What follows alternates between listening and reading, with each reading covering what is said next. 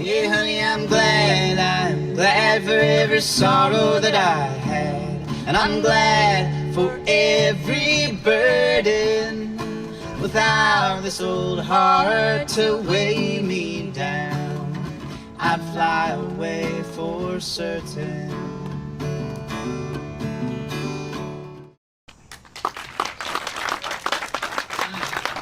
Thank you so much.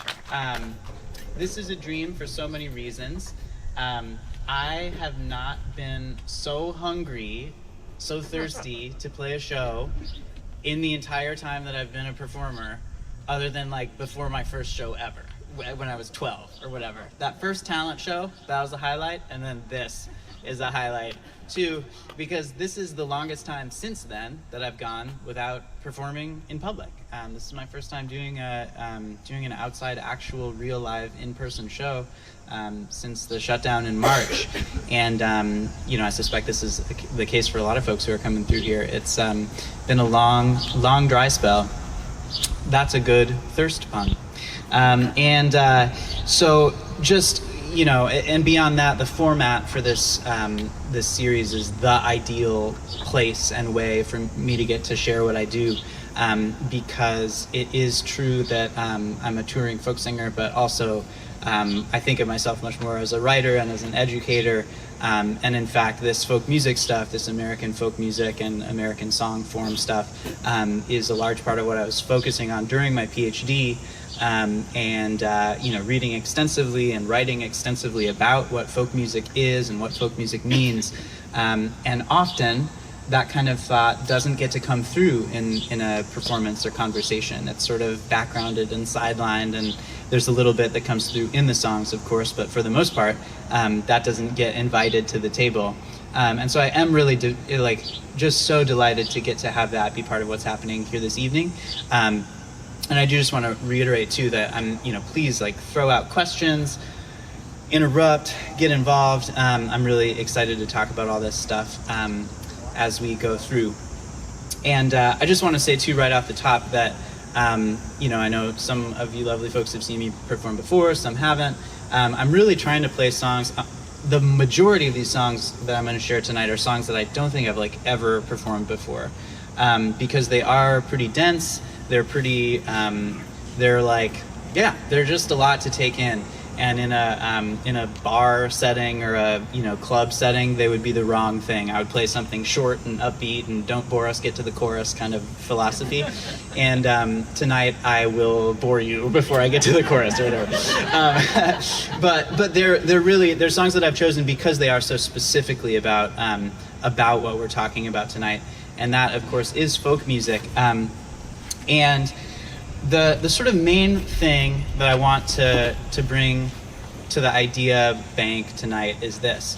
I think that folk music, at least in America, has been often thought of as like an aesthetic thing. Like if you're playing a guitar and a banjo, you're a folk band. But if you're playing a synthesizer and rapping, then you're not a folk band or whatever. Or if you're, wearing corduroy and flannel, you're a folk band. But if you're wearing vinyl, you're something different. Do you know what I mean?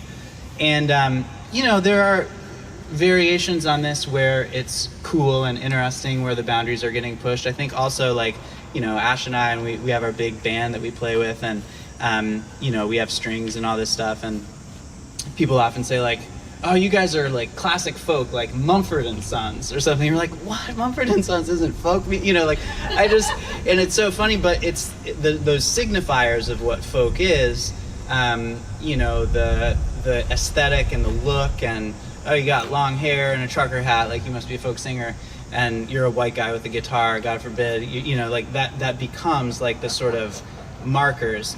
And what I want to propose tonight is that folk has more to do with an ethic, and folk has more to do with an approach, a belief about how music is made and who music belongs to.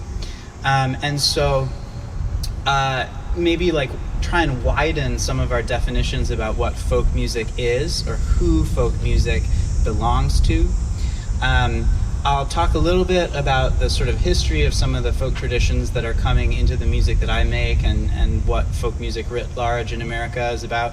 And then I'll also talk some about my own personal sort of journey with this music, going from kind of a superficial, I think, in my own estimation of myself, a superficial understanding of what folk music is, to now what I think of as a slightly more sophisticated and hopefully more nuanced one.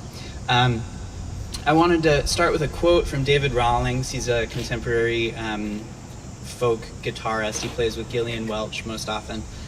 And I saw this, this was in a Rolling Stone interview just a couple days ago. I didn't even know it didn't even exist until recently. But they just recently put out some new old recordings.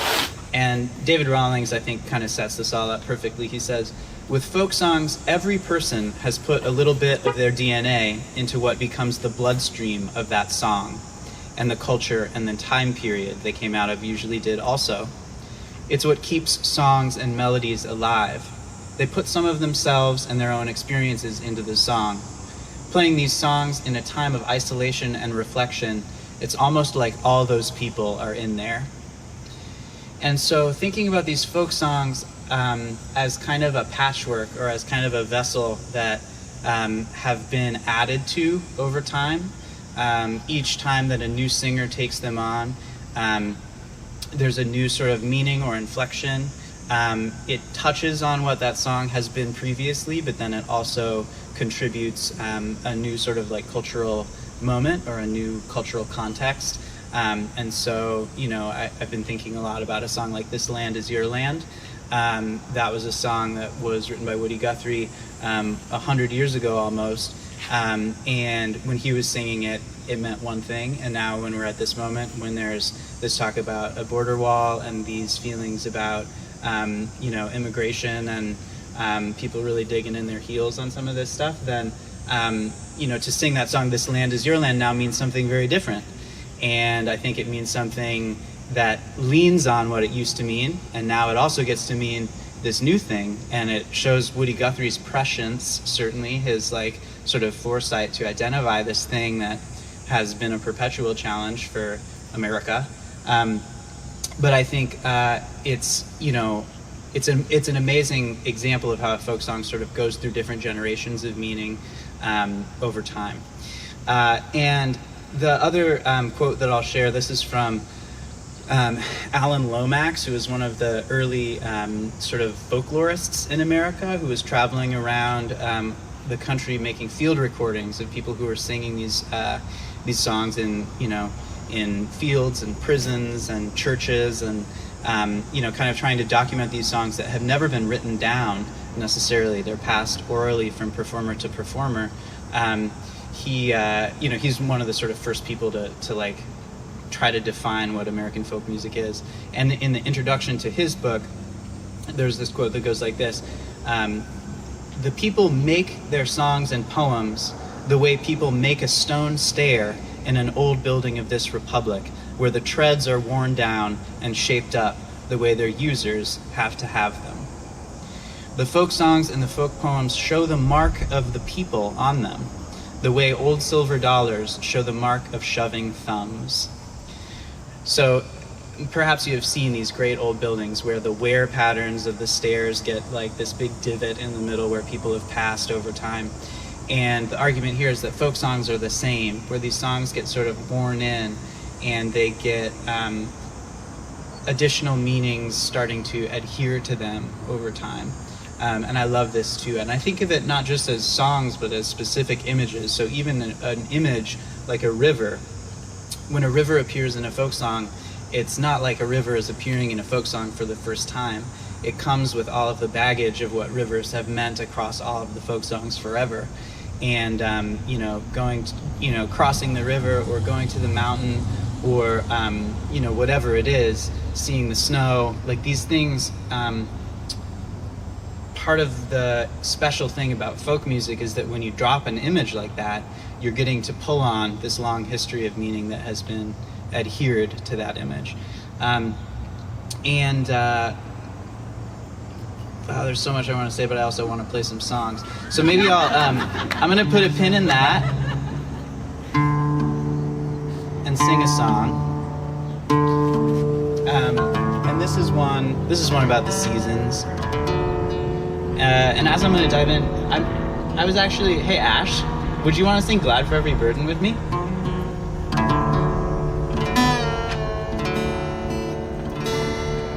So this is a song that certainly makes use of the kind of timeless energy of folk song images.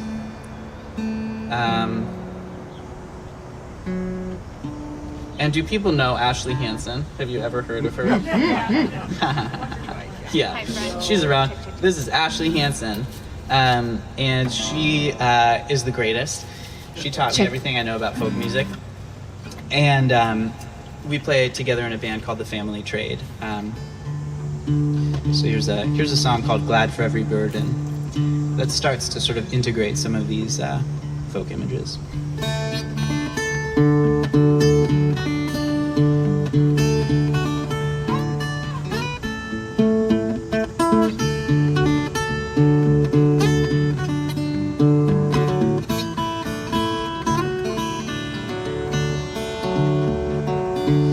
On the day that the first snow falls on the mountain and the town, I put on my long overalls and lay my burden down. Hey honey, I'm glad for every sorrow that I had, and I'm glad for every burden, without this old heart to weigh me down, I'd fly away for certain.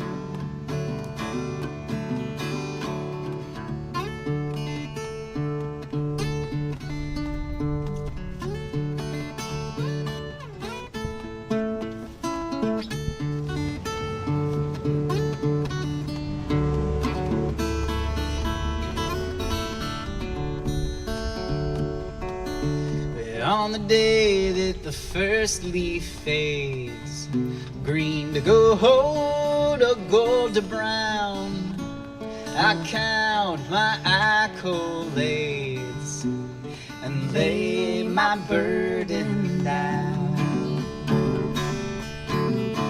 Yeah, honey, I'm glad for every sorrow that I had, and I'm glad for every burden, without this old heart to weigh me down, I'd fly away for certain. Yeah, but on the day that the first flower blooms like a 7-pointed crown, I'll get high on its perfumes and lay my burden down. Oh, but it'll happen in a cabin someday soon, on a cliff above the sea, that I hear my maker from the breaker call a tune and set my burden free. Yes, and on the day that the warm wind sways the ruffles of your gown, I change my rambling ways and lay my burden down.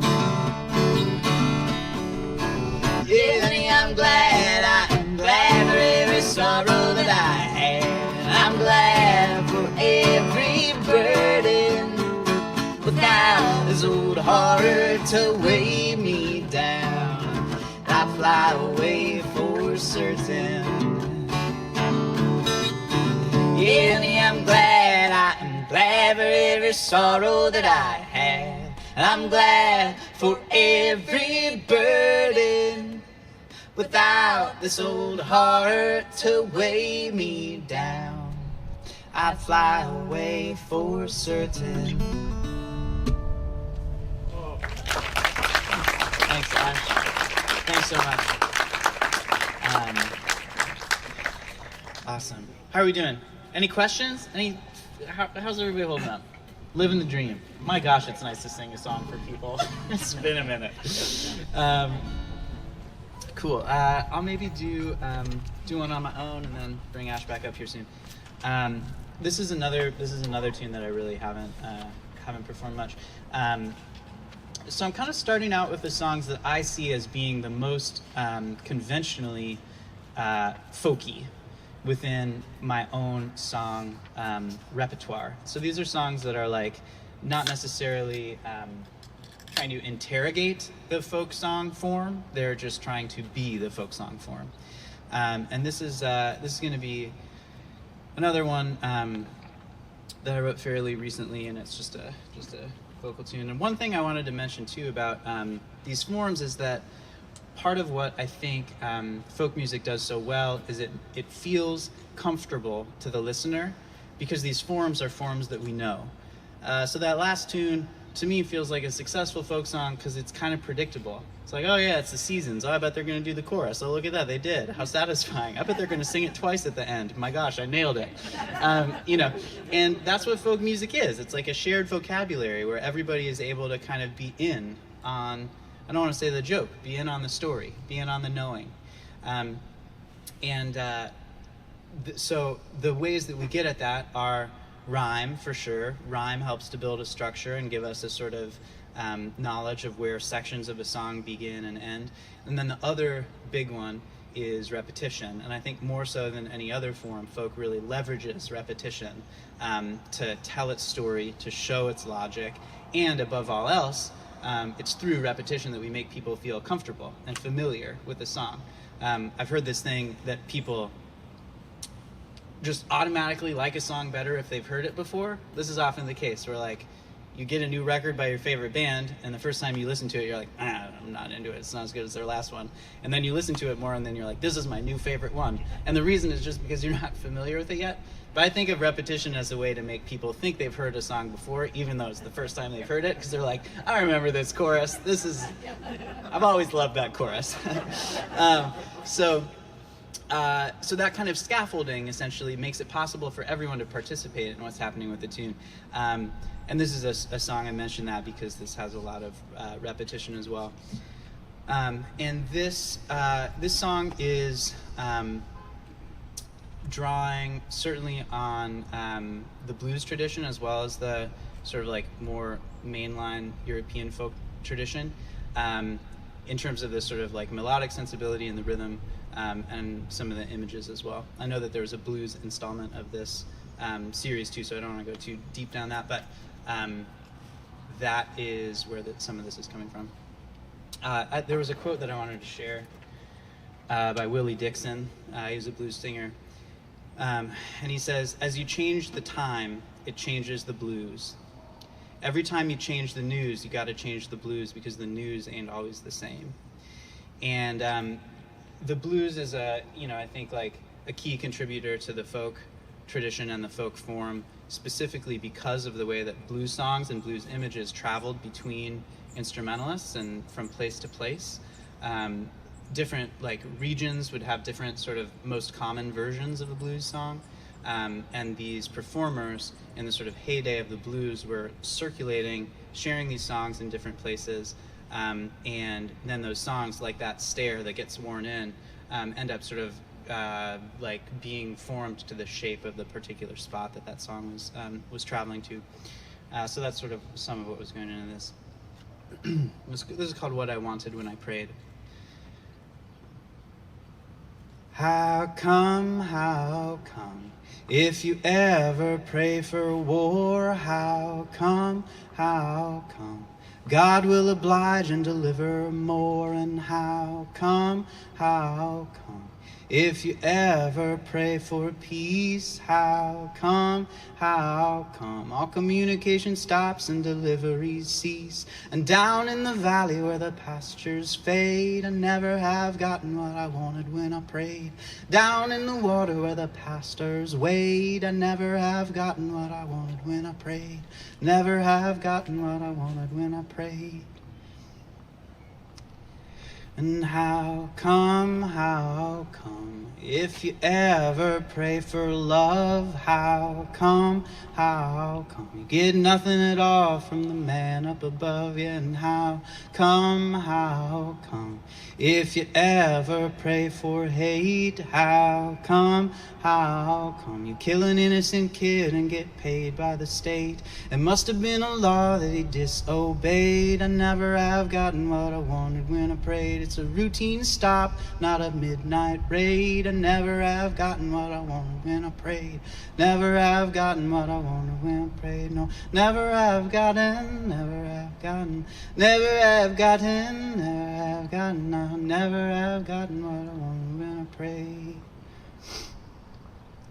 And how come, if you ever pray for a fight, how come, an opponent appears in the middle of the night? And how come, if you ever pray for a truce, how come, it's a body in a box and a neck in a noose, and shipped to the church and laying in the shade. And never have gotten what I wanted when I prayed.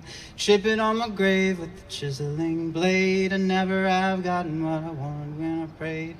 Never have gotten what I wanted when I prayed. No, never have gotten, never have gotten, never have gotten, never have gotten, never have gotten, never have gotten, no, never have gotten what I wanted when I prayed.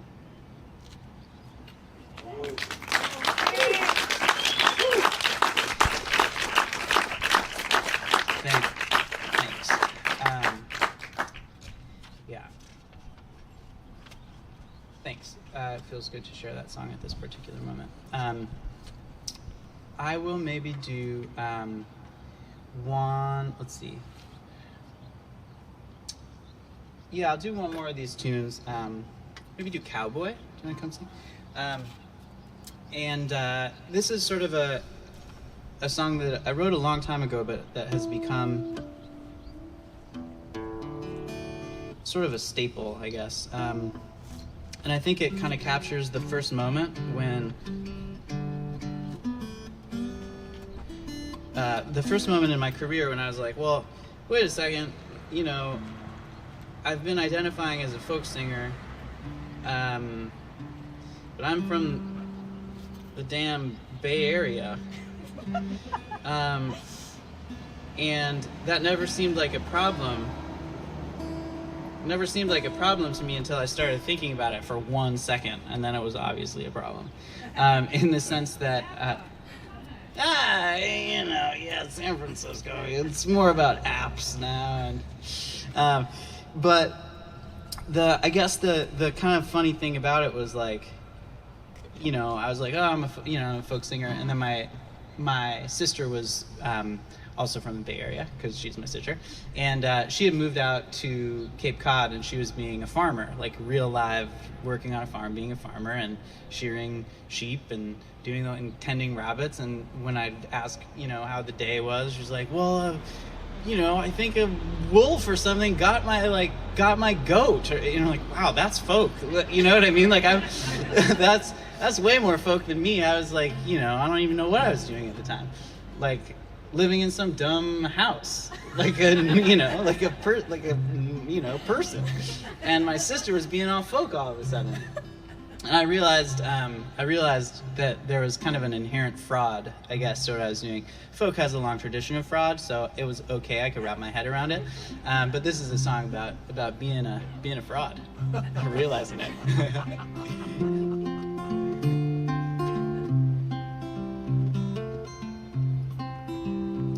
I never was a cowboy, but I'm sometimes a rambling man. I've been sleeping on the back roads and traveling through the mountains and the meadowland. I've seen the country is big, the country is good. I haven't seen as much of it as I probably should, but I've learned to be a liar, and I bet that I could fake it as a ranch hand. And I never was a cowboy, but I'm sometimes a singer of songs. Some days it feels alright, some days it feels all wrong. But when I am doubtful, could you be my relief? I live like a gambler, but I'll die like a thief who will bet on you all day and steal from you all night long. And we do not want, we do not need, but we sure do love, we love indeed. And I never was a cowboy, but I walked through many a field. I've been waiting for the secrets of the wealthy to be magically revealed. And as a trespass in pastures worth millions of dollars, I come across mastiffs with brass-plated collars, and for every wound they've caused, there's another wound that they have healed. 'Cause I never was a cowboy, but I also never worked a 9 to 5. A man who wears a saddle, they say, is only halfway alive. So I don't put on neckties, and I don't use spreadsheets, and I look like a beggar, and I act like a deadbeat, but it's noon on a Tuesday, and I think that I might go for a drive. And I never was a cowboy, but I'm sometimes a folk balladeer. And that's as close as anybody gets who lives around here. Now I could hit the road again, I may in March or April, 'cause the house is always empty and the neighbors are so hateful. But springtime is coming and the green grass is starting to appear. And I never was a cowboy, but love is running through my veins. And it's brighter than the sunshine and wider than the great western plains. So please don't be a drought to me, don't choke the ground with turpentine. Can't you be my patroness? Won't you be my Valentine? I'm looking up at you the way that flowers look at long-awaited rain. And we do not want, we do not need, but we sure do love, we love indeed. And I never was a cowboy, but parts of me still love the Lord. Like the part of my body where my hope of salvation is stored. And with riding and roping, I'm only a beginner, but you are such a beauty, I don't feel like a sinner. Still, they're gonna string me up by the loop at the end of their cord. I never was a cowboy, but sometimes I live on the run. They act like my sandals are pistols, and my hope is some kind of shotgun. So through valleys and canyons, through alleys and avenues, a man needs his lives like a horse needs his shoes. I never was a cowboy, but sometimes I feel like one. That we do not want, we do not need. sure do love love. We love love indeed. That we do not want. We do not need. But we sure do love love. We love love indeed.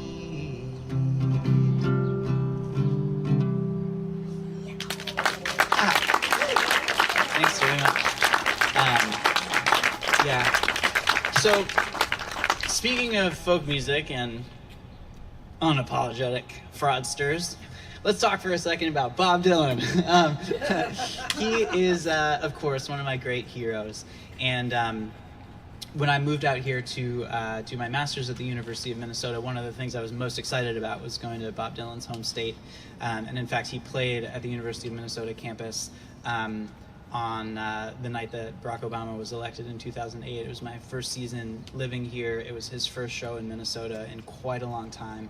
And it was definitely one of the more memorable nights that a person could ever have, especially one who loves Bob Dylan. It was a really amazing show. They are not all amazing shows, but that one was. And it was just, it felt like a kind of cosmic arrival for me here too, just having this amazing moment. And of course, with Ashley, early on in our relationship, we made a pilgrimage up to Hibbing, where Bob Dylan is from, up to the Iron Range. And one of the things that's interesting about Dylan, one of many, is that he would only sometimes cop to being from the Iron Range, and other times he would say he was from Texas, or I read an interview with him where he said he was from Gallup, New Mexico. He said all kinds of crazy stuff.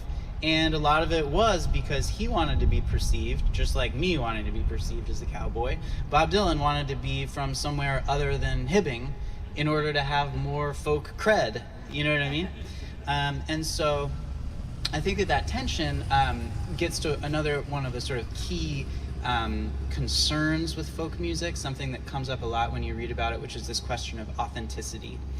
And folk music has always had this kind of troubled relationship with like who is an authentic folk person and what counts as being folk, and is that person really folk or are they something different? They're one of the most interesting books that I can recommend. Like I said, for my PhD, I read 300 books about folk music. I was reading only about folk music for a very long time. And I think that the most interesting one that I came across was one by this guy, Benjamin Phelan, called Romancing the Folk. And if anyone is interested in this history and in developing like a slightly more nuanced understanding of what folk means in American history and American music, I can't recommend this book highly enough. But he writes, this is from that book, Romancing the Folk, talking about the sort of industry of folk music. This is in the wake of Alan Lomax starting to collect these songs and then realizing that there's actually quite a hungry audience in America for this folk music. And he says, these folklorists, record company executives, producers, radio programmers, and publicists discovered folk musicians, recorded them, arranged concert dates for them, and usually promoted them as exemplars of America's musical roots.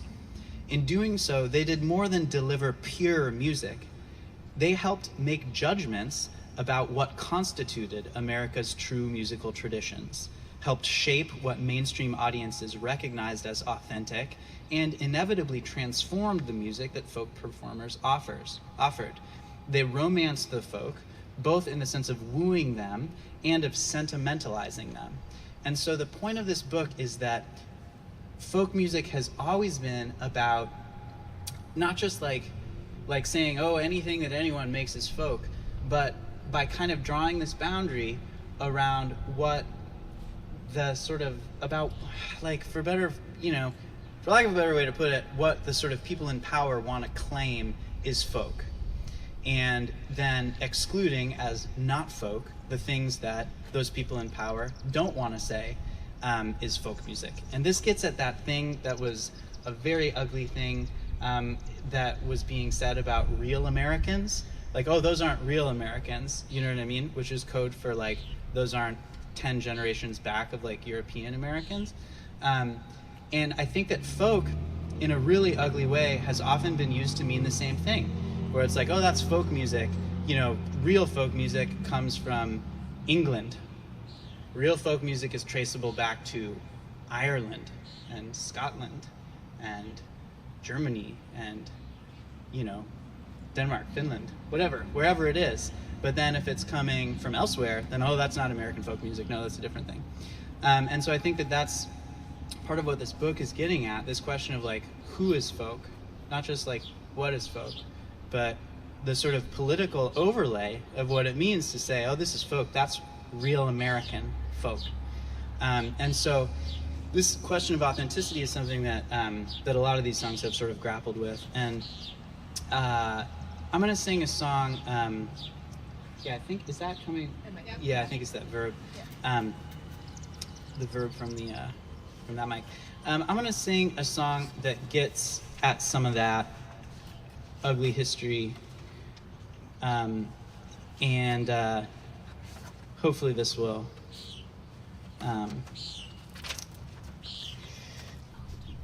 be the right thing. Okay. Romancing the Folk. And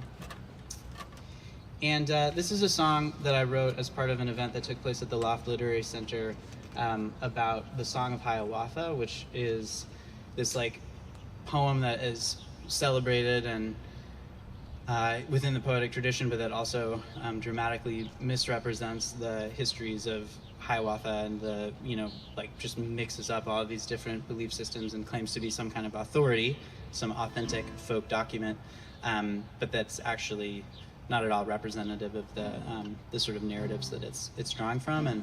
And so I wrote this song sort of in response to that poem of Hiawatha. But it ends up, that doesn't even really appear in the piece. It's called the All-American Folk Song.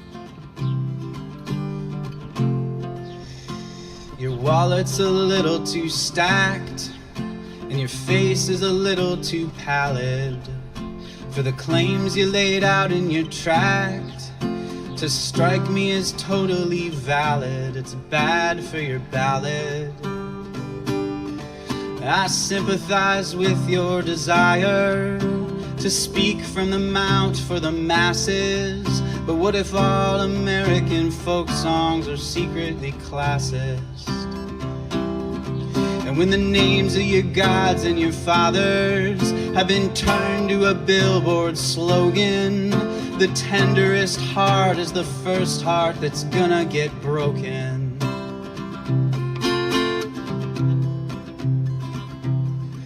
Now it's often a triplicate lie, romantic, formal, pastoral, when poets and songwriters try to settle the natural quarrel between meaning and moral.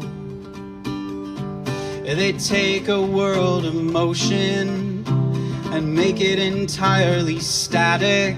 But what if all American folk songs are this problematic? When the front line falls like a trochee and the ranks at the flanks are a-breaking, the fertilest land is the first land that's gonna get taken. And the bloodshed should make me recoil, but the prosody makes it sound lawful. You're running your hands through the soil, where every last mouthful and clawful hides something awful. But you're singing it like it's an anthem, backed up by a drummer and bassist. But what if all American folk songs are secretly racist? And you're taking your whip to the oxen to ensure that the plow keeps rolling, but the loveliest name is the first name that's gonna get stolen.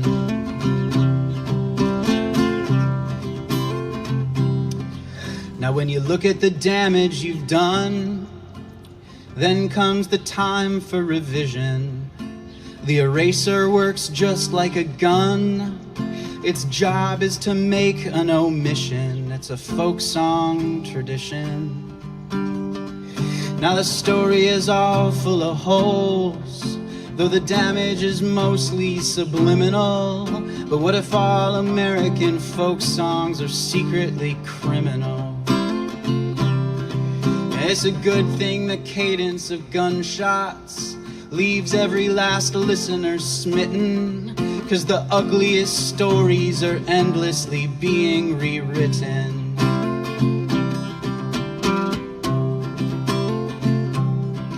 Now I know what this language is for. The lullaby made by the meter covers the grief and the gore that would otherwise darken the theater of jack pine and cedar. And your dreams would be endlessly dark, and your sleepless would be fruitlit and fitful. But all American folk songs are deeply forgetful. And actions speak louder than words, but the words are equally rotten, 'cause the evilest actions are endlessly being forgotten.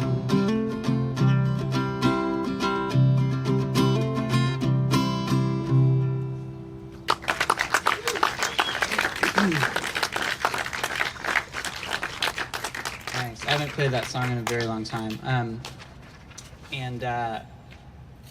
Yeah, again, so this has to do with like canons. It has to do with what gets included and remembered and what gets excluded and forgotten.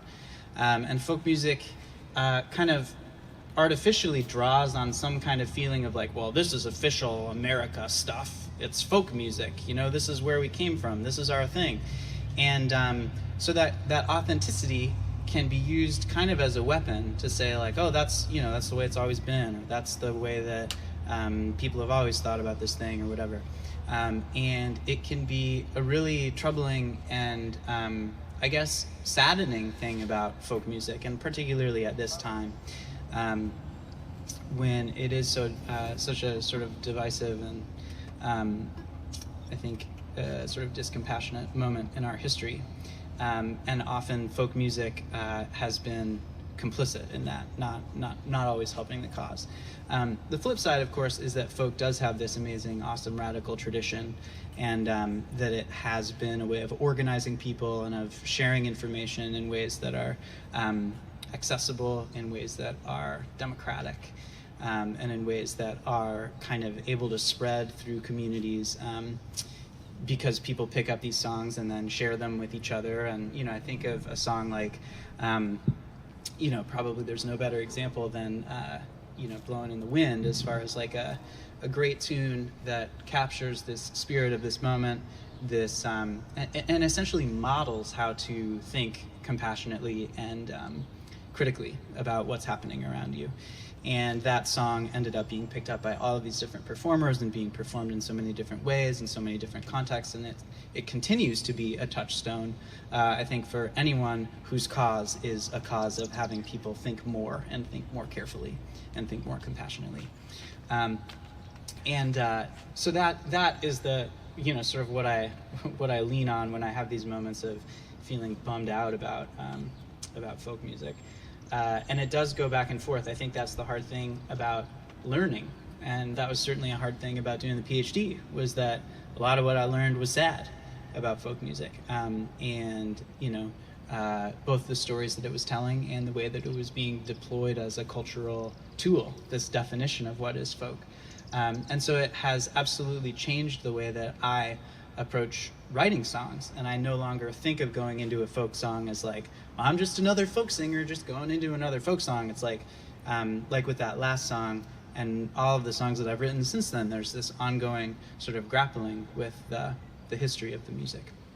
And I suspect that that's true for anyone working in any music form. As you get deeper into it, it starts to get more complicated.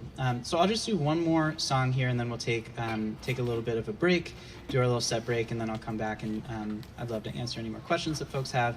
I think just because I know I've done a couple of heavy tunes in a row, I'm going to do a song now called Among the Thieves. And this is a song that I wrote it a long time ago, but I don't think I've ever performed it at a show. And it is about this practice in folk music of borrowing, and when it's good, of borrowing; when it's bad, appropriating. Different kinds of lyrics, melodies, ideas, concepts. Often that's what folk singers do. Is just like I was talking about it being a collage. I think that all of these songs are a collage of stuff that we're stealing and borrowing and putting in our own words in some cases, or in some cases just lifting them outright. And I do think that Dylan was a master of that. He's often sort of credited with being a real genius about what he steals. And I can't recommend his most recent record highly enough. It's so awesome. But it's a record that's very much like knowingly engaging in that kind of, well, for God's sake, he has a record called Love and Theft. What more do you need? And I might even say that he's treating them as synonyms. But this could be a hot mess, and that's why we're doing the set break right after it. Because who the heck knows? Before the show, I was trying to remember the chords of it. But it's so apropos that I couldn't help but share it. So this is a song about folk and theft. Mark Twain called me today. He says he wants back his sideburns and stubble if I don't return them right away. He guarantees that there's gonna be some trouble, but I can't even count the outrageous amount of readers and critics this get-up deceives. So it's staying in place on my face among the thieves. And then Tennyson left me a note. He says he wants back his signature meter. What a masterful ballad he wrote, when he called me a bastard and a cheater. But I strongly suggest that he was the best, but he better lock up the first Nobel Prize he receives, or I'll win it myself and put it on the shelf among the thieves. And the North Pole knocked on my door, and the sound it made echoed through the palace. Said that my decor looked an awful lot like the Aurora Borealis. Well, I had to inspect that rare dialect, that effortless language of light that it weaves, so it stays hung on the highest rung among the thieves. Switzerland called me to chat about their particle accelerator. They caught wind of a rumor that I'd snuck in and turned it on and kicked up the fader. But I had to excite the masses tonight, from the depths of their atoms to the tops of their eaves. Yeah, that couple knew a thing or two about being thieves. Everybody's money is someone else's money, and everybody's honey is stolen from the bees. I know that you're committed, but why don't you forget it? And honey, won't you come along with me? And then Bob Dylan called me tonight.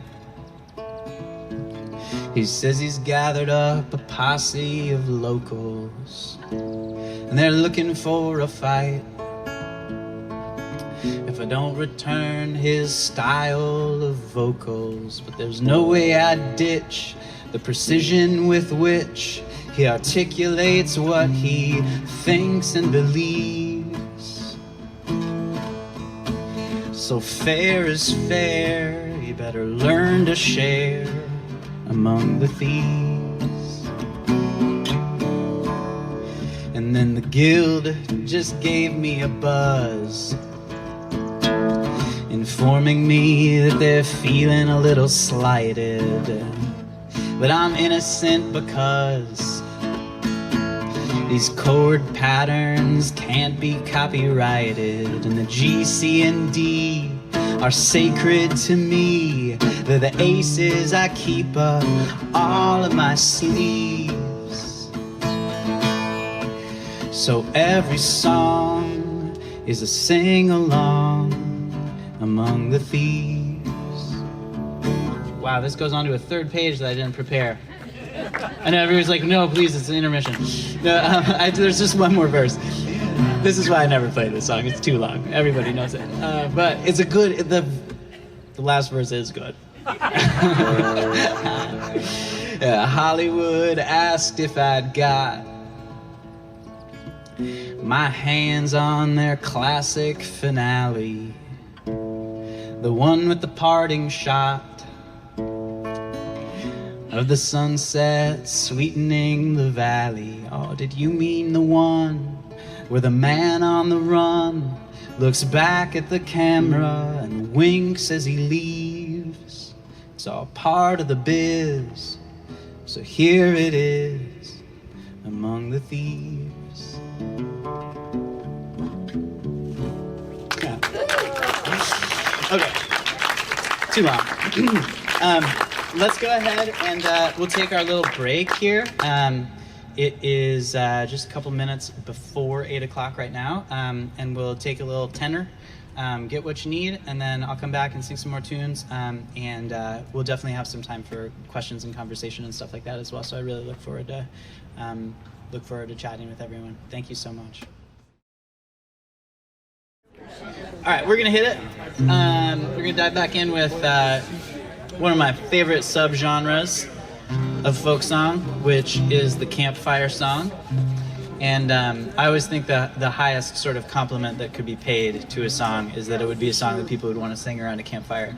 Much more so even than a song that's on the radio. That's like a flash in the pan. Who could ever say?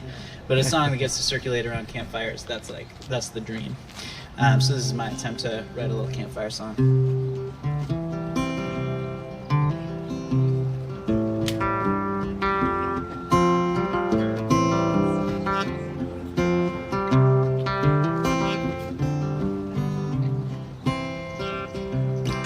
One little star, if the starlight's crisp, could lead me away like a will-o'-the-wisp. Though I walk with the lamp, talk with the list, baby, this I know. One little breeze, if the breeze is stiff, could topple my heart from the top of a cliff. It's a question of when, not a question of if, baby, this I know. So bury me deep in a golden thicket where the sage and the heather grow. All I want is a golden ticket to a place where the road doesn't go.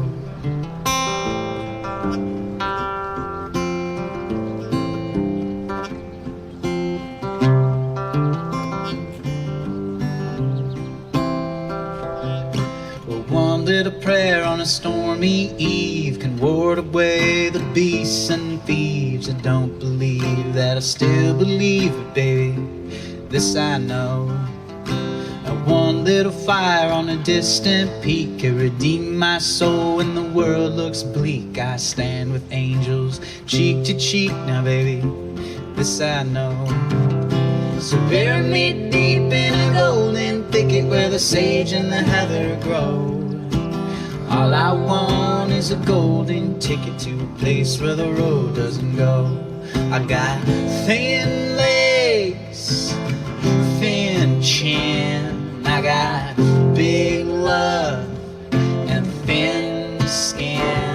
I got rough knees, rough hands. I got big dreams and no plans. But one little love, if the love is pure, can lead the way when I feel unsure. All I needed to learn was where you were. Now baby, this I know, and one little tune in the proper tone can raise the dead and roll away the stone. You can listen to mine if you lost your own. Now baby, this I know. So bury me deep, bury me deep, yeah, bury me deep, bury me deep, yeah, bury me deep in a golden thicket where the sage and the heather grow. All I want is a golden ticket to a place where the road doesn't go. Thanks a lot. Many, many thanks. I'm just gonna do, this is like a song that I really get a kick out of, another one I haven't played before. It's just a little cover by, the version that I know is by Warner Williams, who's a blues singer. Came across this in a folk anthology, but this really gets at the heart of something that I find to be very essential about folk music, and you'll see in the last line. Again, this is not a song I know well, but I'm just going to do my best because it's a folk thing. There was a little mouse who lived on a hill, There was a little mouse who lived on a hill, There was a little mouse who lived on the hill. He walked and he talked like Buffalo Bill, Well, one day he thought he'd take a ride, One day he thought he'd take a ride, Well, one day he thought he'd take a ride with a sword and a pistol by his side, He rode up to Miss Mousie's door, He rode up to Miss Mousie's door, He rode up to Miss Mousie's door and he knocked till his fist got sore, He said, Miss Mousie, would you marry me, He said, Miss Mary, would you marry me, He said, Miss Mousie, would you marry me? He sat Miss Mousie on his knee, Well, the wedding was set on the big oak tree, Yeah, the wedding was set on the big oak tree, Yeah, the wedding was set on the big oak tree. They had cornbread, cabbage, and black-eyed peas, There was a piece of cornbread lying on the shelf, There was a piece of cornbread lying on the shelf, There was a piece of cornbread lying on the shelf. If you want to hear more, gotta sing it yourself, Song just stops in the middle. They're like starting to talk about the wedding and then it just stops. I think it's so genius. And that to me is folk music in a nutshell. Middle of a song. If you want to hear more, you got to sing it yourself. Now it's your turn. Who's got the next verse? And I do love that kind of collaborative feeling that comes out of these tunes, because you know the way that I interpret that moment in that song is that like you as a listener are invited to picture what the next verse might be, and also it sort of passes the song off to the next singer and makes it their turn to sing that song or sing another song or sing a different version of that or come up with their own ending and come up with a different ending. And that's so different from the way that the sort of, I guess, like cult of personality, celebrity, American music culture now works, where it's like so much about the person and it's the singer that you love, and maybe you know the songs or maybe you don't. Maybe it's more about the image of that person or whatever that might be. And as opposed to this feeling where it's the song that's the key thing, and the song that's getting shared, and the song that you're going to see. And you know, I actually have a lot of respect and admiration for Taylor Swift, but it was funny that this week she put out a record called Folklore, and it's not a folk record, spoiler alert. It's a good record, I like it, and it actually features a lot of Minnesota musicians and folks that actually the drummer who played on both of those albums back there just played on Taylor Swift's record. Of course, I worked with him a lot before that when he was much more affordable. But JT Bates, amazing player, a lot of Midwest players on that record, and I really like it. But I think that the fact that it was recorded and released, you know, it was recorded in secret and released without anyone knowing, like surprise drop of a record, like that's the opposite of folklore. Like people should have been a part of it all along if it's really a folk album, and everyone should know about it, and people should be having a chance to contribute their own stuff to it, or what, you know, whatever it is. That's folklore. I love it though, and I think it's got some really amazing songwriting on it. But the sort of like next piece of the set, the way that I'm thinking about this evening going, is that the sort of journey that I had was like starting out writing folk songs just in an imitative way, trying to write songs that sounded like they could have been written anytime. And I still value songs like that, but I think then there's this sort of new phase of trying to grapple with, okay, like what's the deal with this tradition that I'm stepping into, and how can I contribute to it in a meaningful way? And you know, coming from where I'm from and being who I am, how can I make songs in a way that is authentic to me? And I think that there's no line that has ever hurt my heart so bad as a line in a Spoon song. It's a song called "They Want My Soul," and it's a list of all the things that are trying to take away the songwriter's soul, and it's all these bad things. And then the sickest burn is, he goes, "Educated folk singers, they want my soul." List of things trying to steal his soul. Ah, that's me. Shit, like guilty as charged, like, you know, as bad as it gets. Ph.D. in folk music, that should be like an upside down doesn't exist thing. But the way that I have sort of been starting to approach this work, and again, I did say that Ash taught me everything that I know about folk music, and this in many ways is true. You know, her work is so community-based. It's about story collecting. It's really not about her. It's about you guys. It's about reflecting back what's already there in a community and drawing on the threads that are already present within what people are talking about, and the hopes and fears and conflicts and resolutions that people have within their community. And so I've been trying to sort of, and collaboratively, Ash and I have been trying to model that process of songwriting in a lot of different ways. And some of that is through, you know, in my own private, personal songwriting practice. It's through a lot of research. It's through like coming to learn more and more about the things that I'm trying to write about. And then even better, a lot of the songwriting that I'm doing these days is more collaborative, more community-based. And Melissa mentioned just briefly in the introduction that I've been doing this work with folks on the autism spectrum. I started a company a handful of years ago with a poet friend of mine, and we do poetry and songwriting mentorship for people on the spectrum. And that has been, so that means that every week I'm writing a dozen songs with these like neurodiverse, incredible songwriters. Many of them are nonverbal, so they are communicating by typing, and they've spent their whole life being sort of underestimated. I think a lot of people just assume that they're not intelligent, when in fact they're really, really, really intelligent and just not fast on their output of language, but their command of language is breathtaking, unbelievable. And so I wanted to share, there are so many amazing songs. Someday I look forward to like doing sets just of these tunes by these folks that I get to work with, but I wanted to share at least one of these songs, because this to me was like one of the most perfect folk songs ever written, and it was written by a student that I was working with at a special needs school in South Minneapolis, and it's called "How I Felt When They Fixed That Old Bus of Mine."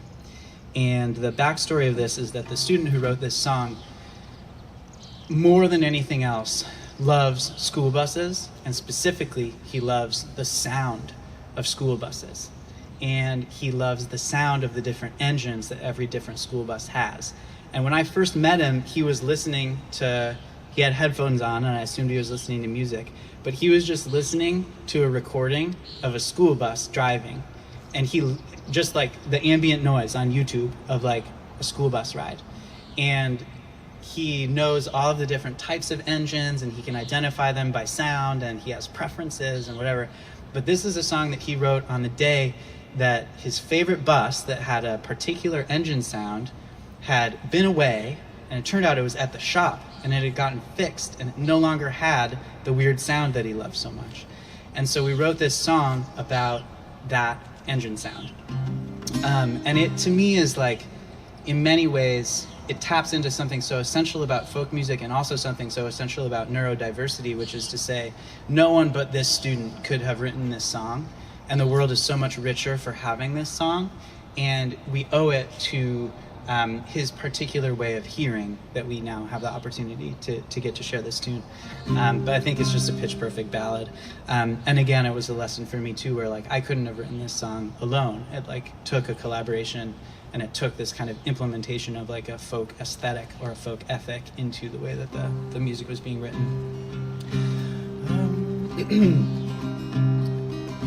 Again, not a song I've ever performed before, so here we go. I love the sound of that old bus. It was different from all of its friends.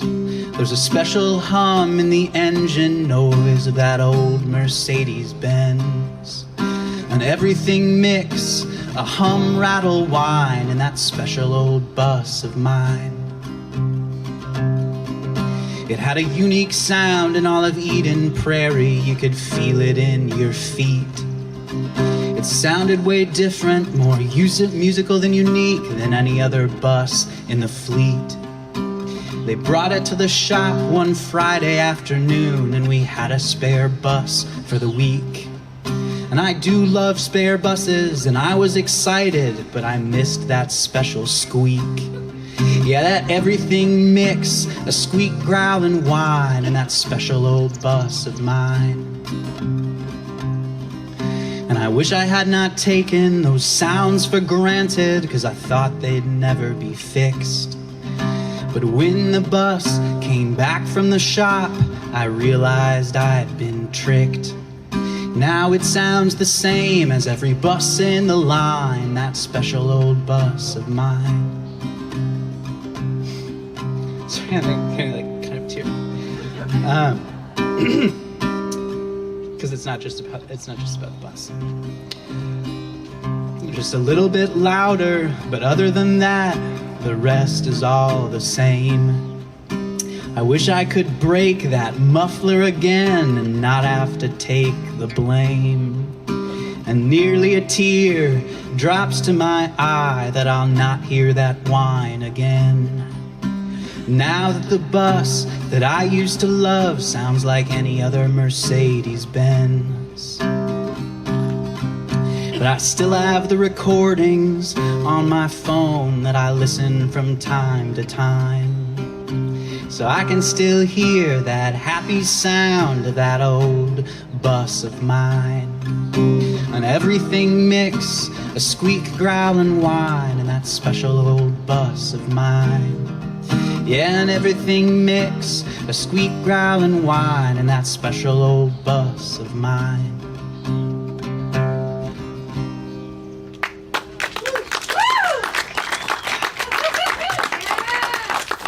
Isn't that an awesome tune?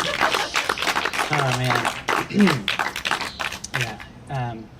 Yeah, I feel like there's no better anthem for neurodiversity either, in the sense of like, that's just because it's different doesn't mean it's broken. You know what I mean? And trying to fix it isn't necessarily the right way.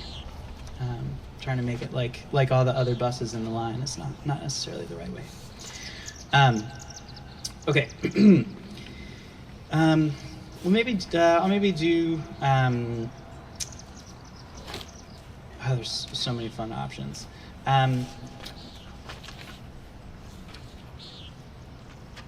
Well, maybe I'll pause there. Does anybody have any questions first? How are we doing? We holding up? We're good? Yeah, hit me. Your tuning on your guitar. Oh. What What is that, an open chord? This particular one is just standard tuning, but I've been in a whole bunch of different tunes. Yeah. Right? The open D is one that I use a lot. Open D, open G, some open C, which is a really big droney one. I can talk you through that one too. It's good. Yeah. It makes everything sound really epic, even if you're just singing about your dumb feelings or whatever. Okay, I'm gonna do. Gosh, there's so many options. Since I mentioned that open G, maybe I'll do this. Is that true? No, I'm gonna do one in drop D actually. This is another brand new song, and it feels like the right one to sing right now. Really excited to again just get to be sharing these songs in person and sharing them in such an amazing context. And I think this sort of gets back to this. Oh, I know what I'm going to do. I'm going to share a Woody Guthrie quote real quick. Oh, did I not copy paste that? Oh no. You guys, this is going to be worth it. I'm going to have to look at my comprehensive exams essay that I wrote a while back, but I have this quote. It's a short quote, and it's by Woody Guthrie. It's not as bad as you think. This is good. I truly have not often opened up my comprehensive exams essays during a set before, but we're here to have a new thing happen. And this is so perfect that I thought I copied it into my thing, but I hadn't.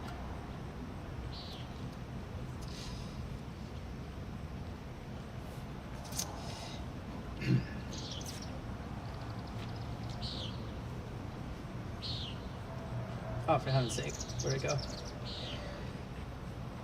Yeah, here we go. So this was in Bound for Glory, a great book, Woody Guthrie's autobiography. And he writes, he was writing sort of coming out of the Dust Bowl, Oklahoma, that's where he's from. And he says it's about folk music. If you think of something new to say, if a cyclone comes or a flood wrecks the country or a busload of school children freeze to death along the road, if a big ship goes down and an airplane falls on your neighborhood and an outlaw shoots it with the deputies or the working people go out to win a war, yes, you'll find a trainload of things you can set down and make up a song about. And you'll hear people singing your words all over the country. And you'll sing their songs everywhere you travel or everywhere you live. And these are the only kind of songs my head or my memory or my guitar has got any room for. And I bring that up because I think a lot of us, in all of our different art-making ways, are making art in response to catastrophe right now. And he talks about the flood and the boat going down and the cyclone. And now we have a pandemic and climate change and a revolution to get out and sort out and win. And it is a really overwhelming time to be a person. And I think that all kinds of music are valuable in trying to keep our spirits high right now. But I think that folk music is particularly valuable at this moment because it has been a documentation of all of the times that these things have had to happen previously in our country's history. And it's a reminder that this isn't the first time and it won't be the last, but that it's part of a long lineage of people fighting the good fight. So this is a song that I wrote recently about where we're at.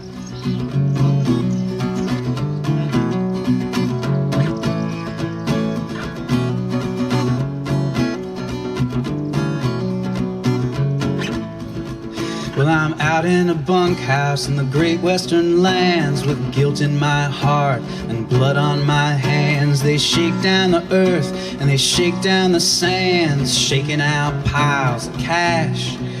And the boom towns are popping up, lining the road as the derricks continue to leak and explode. My faith in the future begins to erode to a whirlwind of dust bowl ash.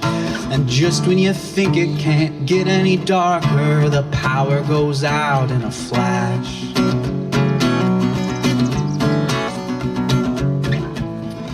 So I sit on the porch looking out at the plains, letting my heart duke it out with my brains. When America falls, all its earthly remains will be twisted, metallic, and strange. And I know these dark thoughts are a fat-bitted drill that makes holes in your hopes and riddles your will. But I just can't help it. I ask myself still whether people can learn how to change. And just when you think it can't get any darker, the sun crests below the range.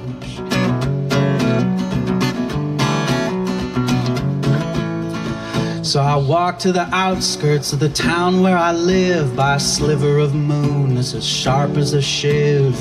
Lord, let me learn to forget or forgive the fanatical surge of the crowd. By the fine-toothed comb or the narrow beam, maybe things aren't so dire or dark as they seem. Maybe I ought to love the American dream and learn to be brutal and proud. And just when you think it can't get any darker, the moon is obscured by a cloud. So I enter the desert like a biblical pawn with hundreds of hours of dark before dawn. I doubt whether anyone will notice I'm gone when society's fabric rips. But prayer was never my strongest suit, because nobody's power should be absolute. I suppose I'm in search of some forbidden fruit with an autocrat's name on my lips. And just when you think it can't get any darker, then comes the total eclipse. And now it's night in a country whose leader's a prick, whose skin is too thin and whose skull is too thick. In the history of empire, he's used every trick to dodge every inquest or probe of the institutions he drove to the brink. As the stockpiles rise and the continents sink, you can see in his eyes when he's trying to think there's a misfire deep in the lobe. And just when you think it can't get any darker, the fallout covers the globe. And now it's doomsday at midnight, and I'm wearing a mask that makes hope appear an impossible task. But it answers the question I wanted to ask: is this why nobody tries? Well, I admit that I'm feeling exposed to the bone, but that's just the effect of the fallout zone. You can no longer tell if the world is your own or if it's some other world in disguise. And just when you think it can't get any darker, the blindfold covers your eyes.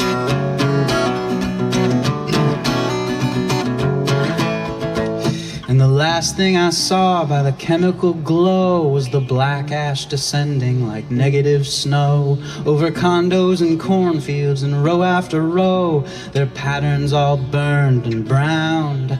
And now toxic compounds seep through my pores as I sightlessly stumble and crawl on all fours through the parts of the country that history ignores, to the place my remains will be found. And just when you think it can't get any darker, you're buried under the ground. In a place like a bunker with limited air, hidden under a world too broke to repair. In the pitch black I wish there was somebody there with whom I could start a fight. But no one will know if my face turns blue. But I hope by the time this ordeal is through, I'll know if the platitudes really are true, if the proverbs they utter are right. That just when you think it can't get any darker, that's when you see the light. Yeah, just when you think it can't get any darker, just when you think it can't get any darker, just when you think it can't get any darker, that's when you see the light. That's when you see the light.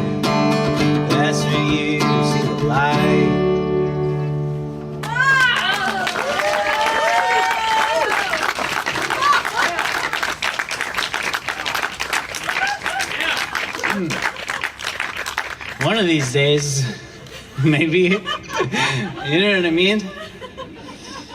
Gotta hope. Yowzer. Thank you very much. It feels very, very good to get to sing that song. Thank you. It's really a treat.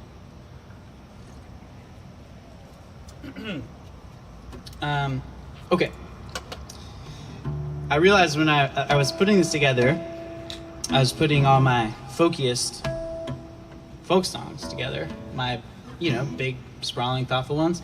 But it makes for a pretty downer set. So, sorry, everybody. So I'm going to call an audible and bring Ash up. Can we sing? Let's sing something happy. We're going to sing, like, I don't know, what's our happiest song? Like, I know, it's probably that last one. What's our next happiest? I mean, I'm trying to think, like, everything on this set list is so grim. Let's come do, even though it's an apocalypse song, let's do Reckoning Ball. You want to come do Reckoning Ball? Yeah, that sounds... It's cheerful, though. That's good. I mean, now I'm in the tuning, it's too late. So which of the tunings are you going to now?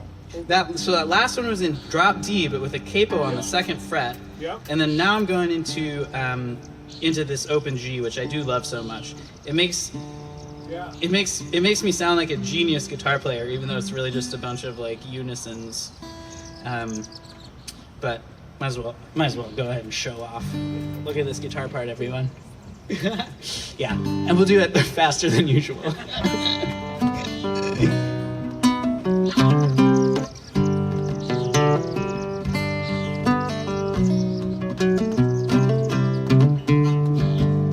I read in the tea leaves the end would come, to christen the end in a Christendom. On the siren song came and struck me dumb, as it's done for many men. I see people depart at an alarming rate. Just look at the cars upon the interstate. I never was good, but I could be great if you'd let me try again. But you will see me standing tall, gonna meet again, my love, at the reckoning ball.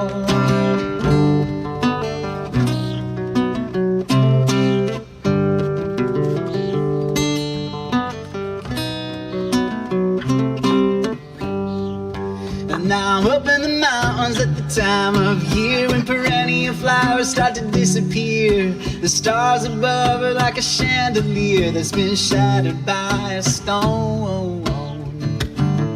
And I'm tumbling downward on the western slope with the chupacabra and the jackalope, clinging to scraps of some imagined hope that we don't have to die alone.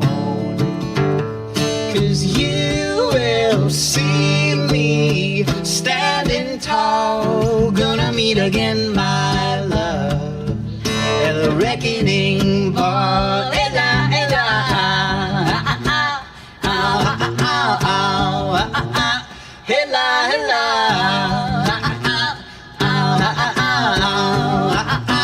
ella, ella.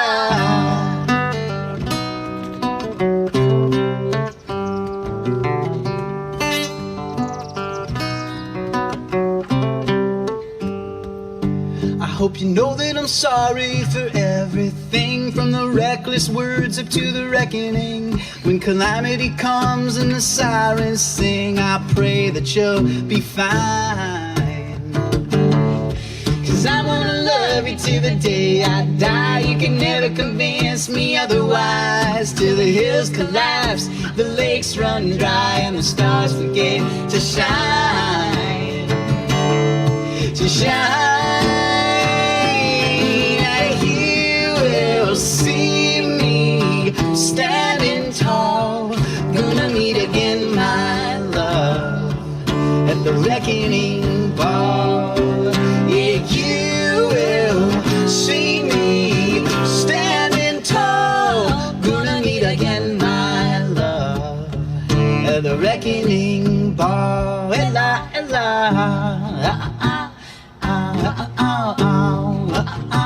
hella, hella, oh, oh, oh, ella, ella.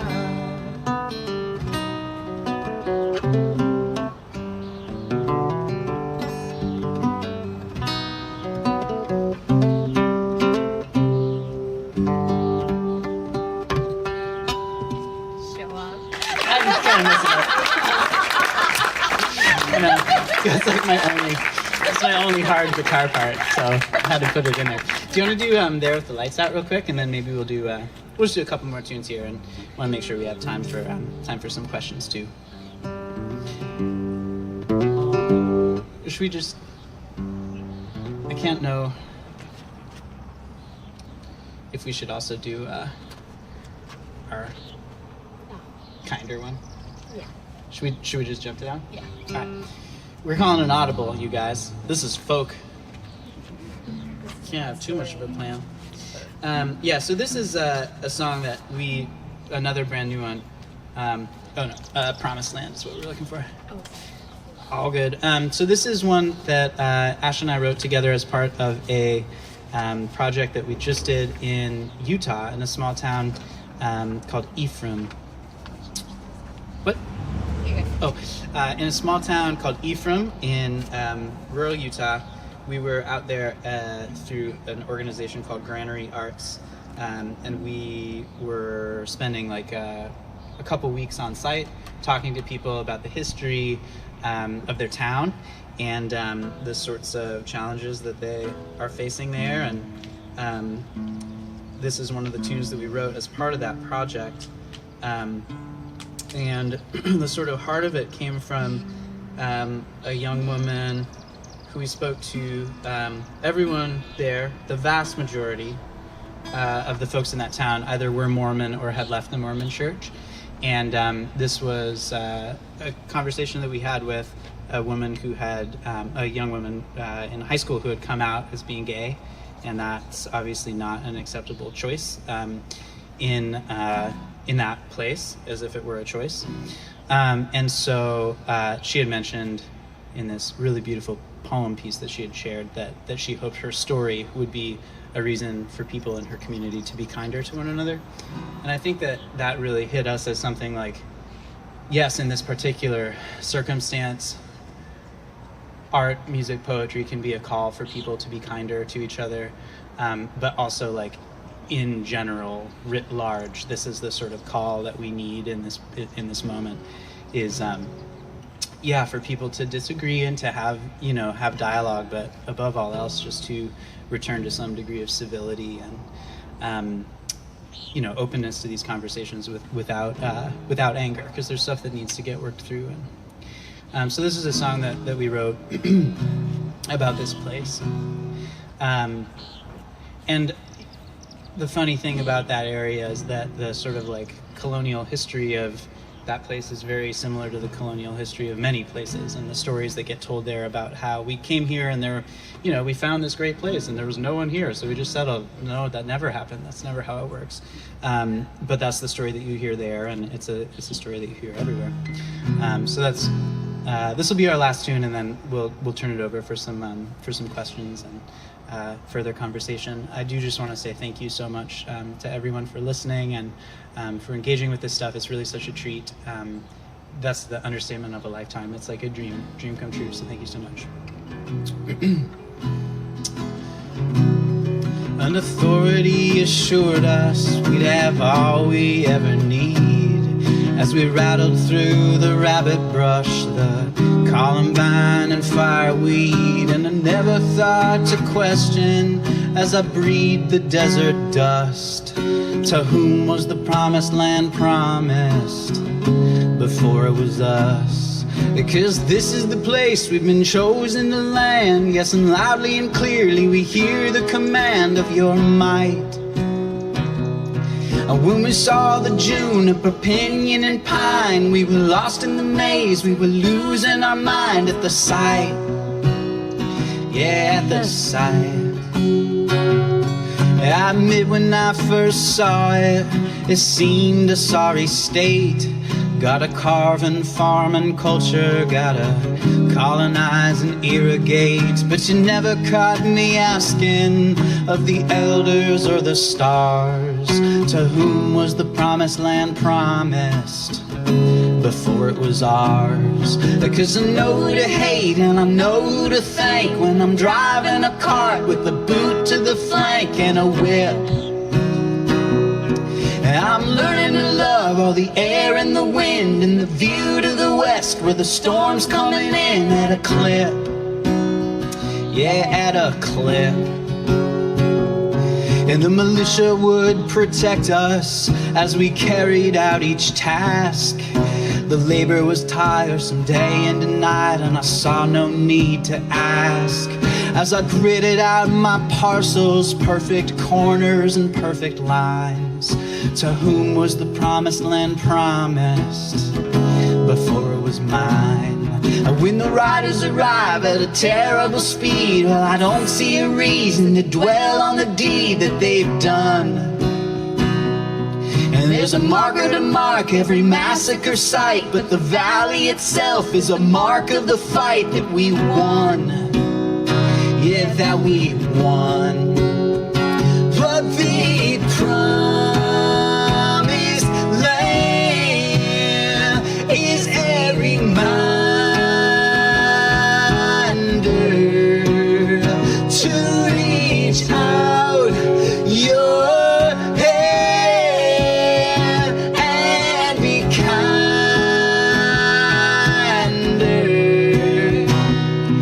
I plan to live a century and then die in my sleep.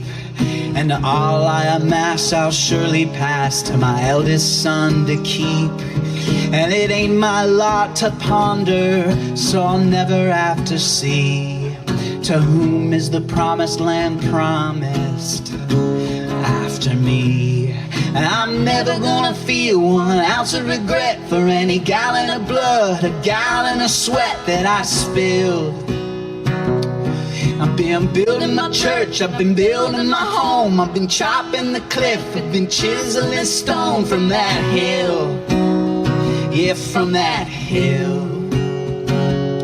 And in a faraway future, beyond all prophecies, they'll have demolition rally cars and four-wheel trucks and ATVs. They'll be ripping out the devil by the root and by the stem.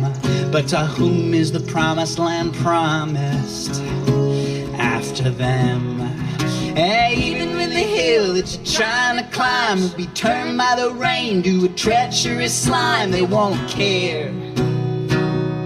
And when they're spinning the wheel of their American truck, they will secretly feel that they're glad to be stuck right there. Yeah, right there. 'Cause the promised land is every mile to reach out your hand and be kinder.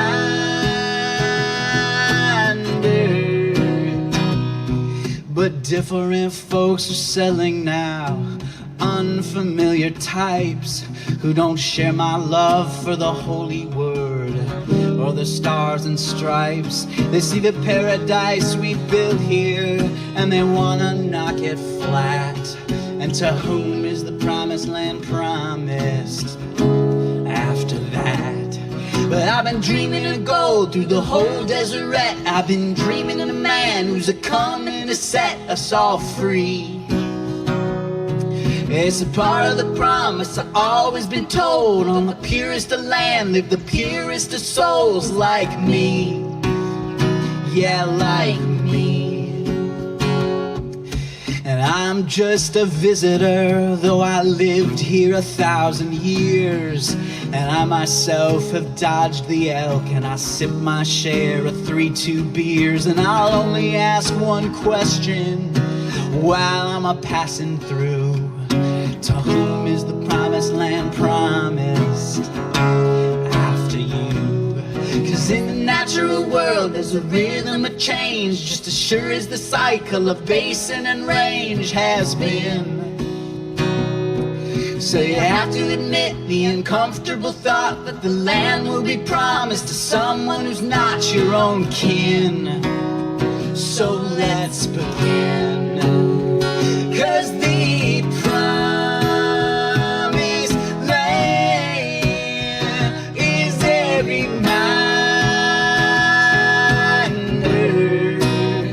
to reach out your hand and be kinder.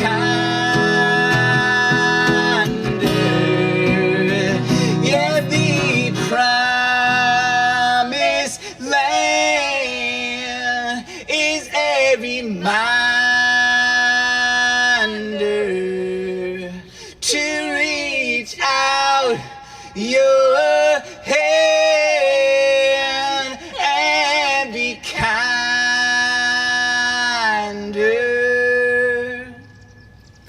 Woo!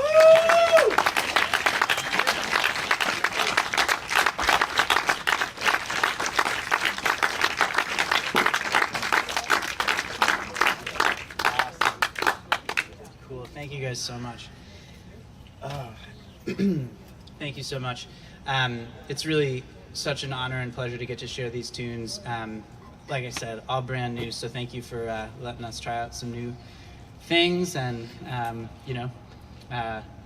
rough seams and all, getting to see the whole thing. I will mention that we're even better at singing songs we know, just so you know. So come see us again sometime. We have a little bit of time left, and I'd love to answer any questions or have a dialogue here. And then I want to say too, I'm going to be punctual about when we end, but then just hang out and happy to chat for as long as folks want to hang out for. But if folks do need to roll out right at 9, we'll stop it right then. So does anybody have any questions they want to ask, or anything they want to know more about from what we talked about this evening?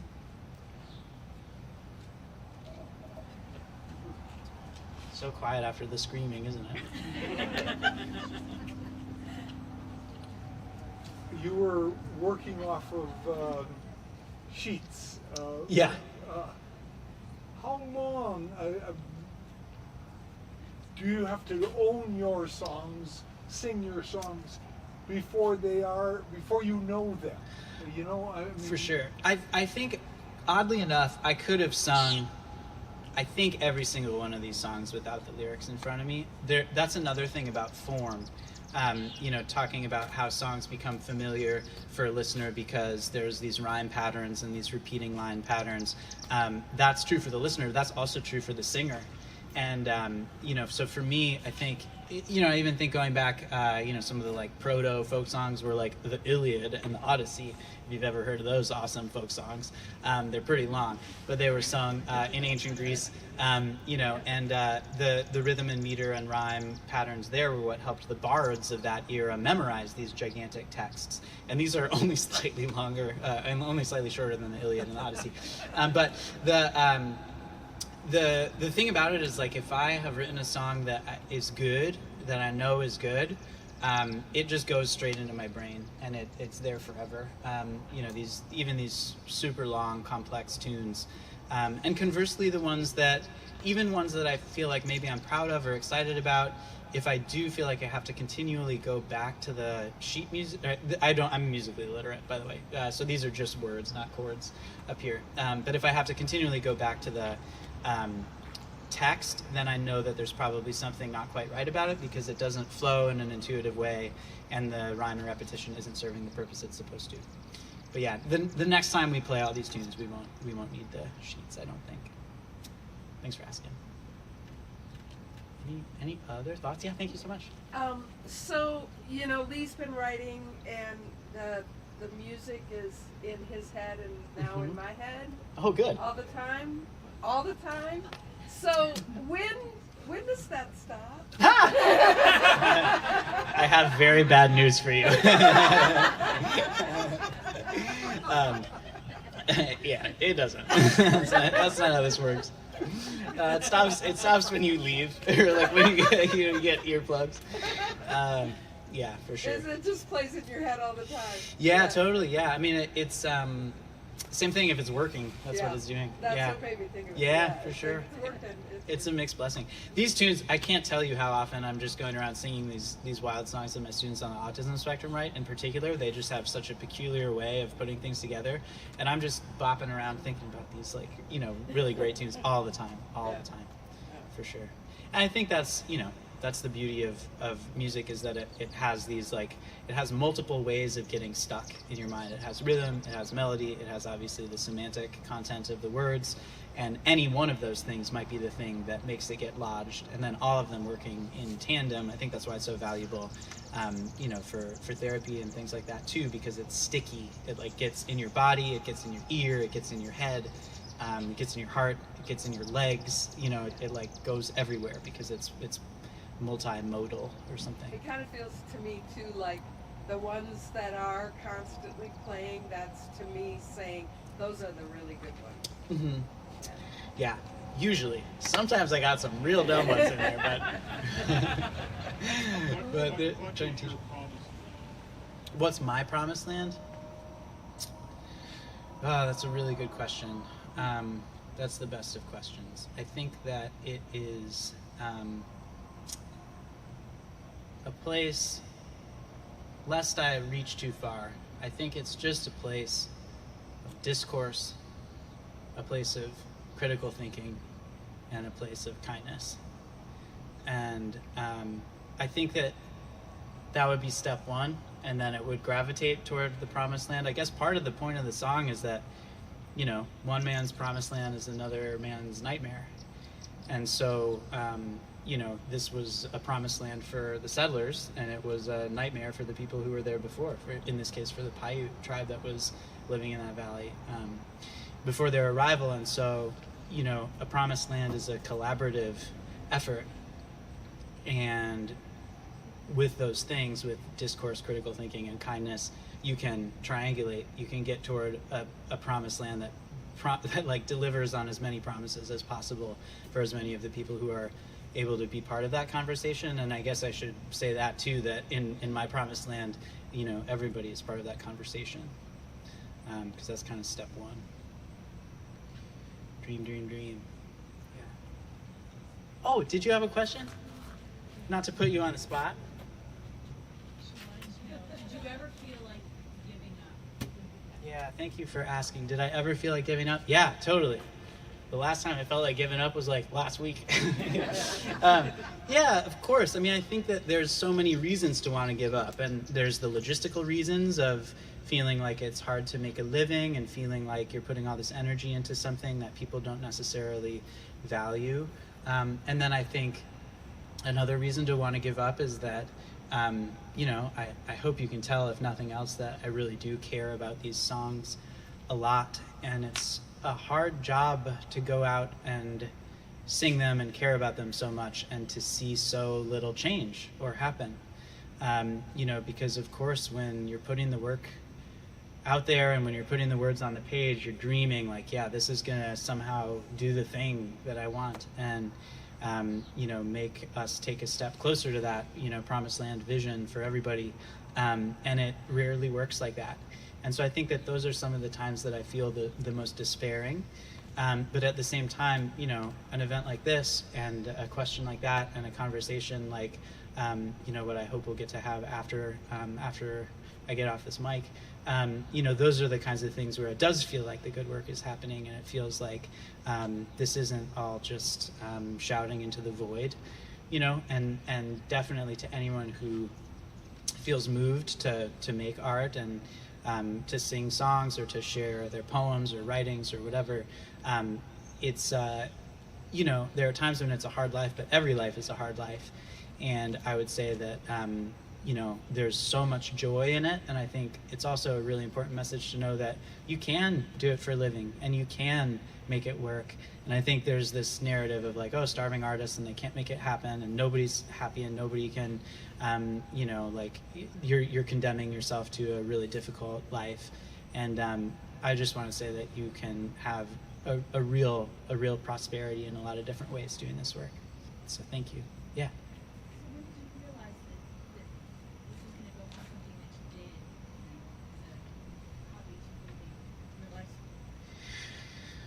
Yeah, when did this go from something that was a hobby into being something that was more of a career?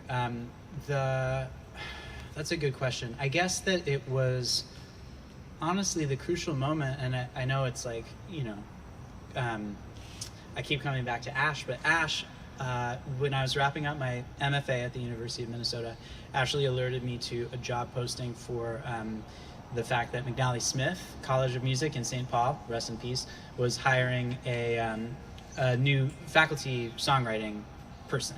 And I applied for and got that job, not having ever really thought of songwriting as something that would be like, that I could be an expert at or something. I felt like I was just a beginner in some ways. And that job gave me the permission to take seriously that, like, oh, I do know what I'm doing, and people who I respect. I joined the faculty and I was teaching alongside Dessa and Jeremy Messersmith, among other people. And so it was like, all right, well, if I'm able to teach the same classes that they're teaching, I guess I sort of know what I'm doing here.